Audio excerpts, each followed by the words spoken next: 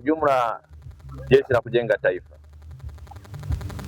pamoja na taasisi zake zingine, kwa maana kama hapa naiongelea SUMA JKT pamoja na Jeshi la Kujenga Taifa kwa maana ya vikosi vya Jeshi la Kujenga Taifa, sisi maonesho haya ya 8/8 kwetu ni endelevu.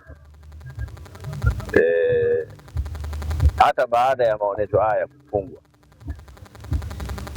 sisi tutaendelea kuwepo hapa, na tuko hapa kwa ajili ya kazi moja tu. Sehemu kubwa ni katika kuendelea kuelimisha umma wa Tanzania namna ambavyo wanaweza wakafanya kilimo bora, namna ambavyo wanaweza wakafanya ufugaji ulio bora, na namna ambavyo wanaweza wakaendesha shughuli za uvuvi kitaalamu zaidi kwa kutumia wataalamu wetu ambao wengi wao ni maafisa askari wetu wa Jeshi la Ulinzi na Wananchi wa Tanzania, lakini vijana wetu wa Jeshi la Kujenga Taifa pamoja na watumishi wa umma ambao tunao ndani ya Jeshi la Kujenga Taifa.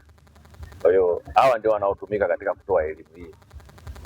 Kwa hiyo mimi niendelee kusisitiza kwamba Watanzania wanapopata nafasi, wale walioko Dodoma na hata walioko mikoa ya jirani, wanapokuja katika maonesho haya, basi wapate nafasi ya kuja kutembelea katika mabanda yetu ya Jeshi la Kujenga Taifa.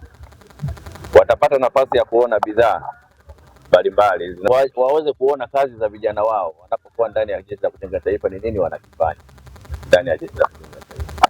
Kwa hiyo niwakaribishe sana. Kwa hiyo uwepo wetu hapa katika viwanja hivi vya John Malechela hapa Nzuguni, ndivyo ilivyo hata katika maeneo mengine. Tunashiriki maonesho haya hata katika kwenye kanda mbalimbali ambazo zinaonyesha maonesho haya ya 8/8 Tanzania nzima.